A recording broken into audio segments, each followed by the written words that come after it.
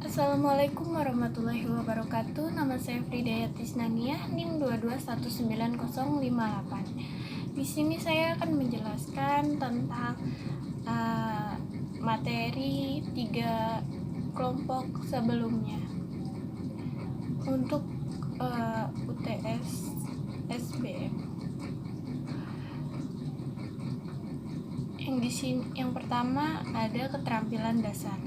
Keterampilan dasar adalah keterampilan yang harus dimiliki setiap individu yang nantinya berprofesi sebagai guru.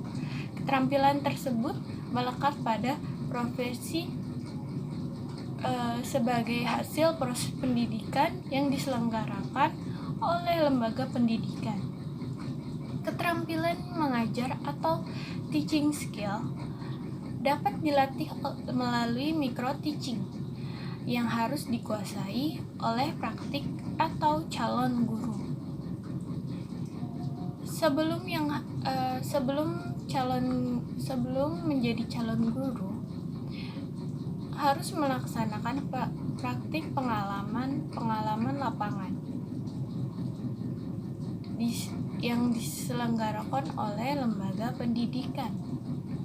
Ada 8 komponen keterampilan dasar, yaitu yang pertama keterampilan bertanya, keterampilan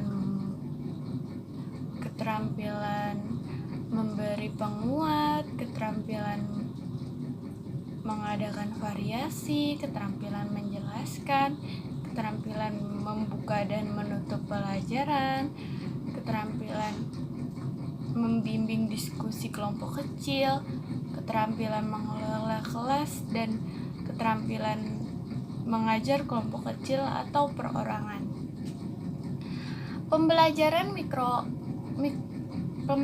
mikro dapat diartikan sebagai cara latihan keterampilan keguruan atau praktik mengajar dalam lingkup kecil atau terbatas, dan merupakan model pembelajaran yang dikecilkan atau disebut juga real teaching. Dengan demikian, pembelajaran micro teaching dapat membekali guru atau calon guru bermacam-macam keterampilan dasar dan sebagai sarana latihan dalam praktik keterampilan dasar mengajar. Lalu di sini saya akan menjelaskan tentang konsep dasar belajar dan mengajar. Konsep dasar belajar dan mengajar merupakan suatu prinsip dasar yang sangat fundamental yang harus dipahami oleh para guru dalam rangka melaksanakan proses belajar mengajar di ruang lingkup dunia pendidikan. Dengan didasari memahami mengenai konsep dasar belajar mengajar, diharapkan tercapainya suatu tujuan dari proses belajar mengajar yang berkualitas dan pada akhirnya dapat diaplikasikan dalam kehidupan sehari-hari.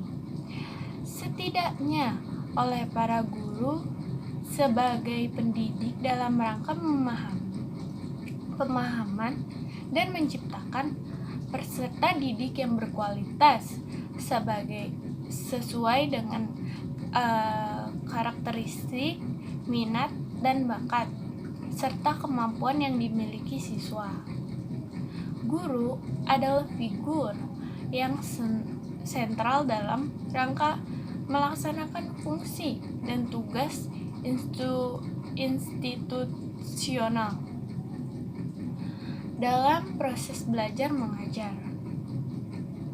Karena di tangan para guru terletak kemungkinan berhasil atau tidaknya pencapaian tujuan pendidikan di sekolah yang berkaitan dengan masa depan karir pada para peserta didik yang menjadi tumpuan para harapan orang tua. Oleh karena itu, Setidaknya seorang guru memiliki tugas-tugas pokok antara lain yang pertama mampu dan cakap merencanakan, melaksanakan, mengevaluasi, dan membimbing kegiatan belajar mengajar. Dengan kata lain, para guru mampu menunaikan tugas dengan sebaik-baiknya, dengan memahami seksama hal yang berkaitan dengan proses belajar mengajar. Lalu yang ketiga, ada materi tentang pendekatan pembelajaran. Pendekatan pembelajaran adalah suatu upaya menghampiri makna pembelajaran suatu cara pandang dan pandang tertentu, atau aplikasi suatu cara pandang dan pandang tertentu dalam memahami makna pembelajaran. Dalam referensi lain dijelaskan bahwa pendekatan pembelajaran dapat diartikan sebagai titik tolak atau sudut pandang kita terhadap proses pembelajaran yang merujuk pada pandangan tentang terjadinya suatu proses yang sifatnya masih sangat umum. Di dalamnya mewadahi, menginspirasi, menguatkan, dan melatari metode pembelajaran dengan mencakup teoritis tertentu.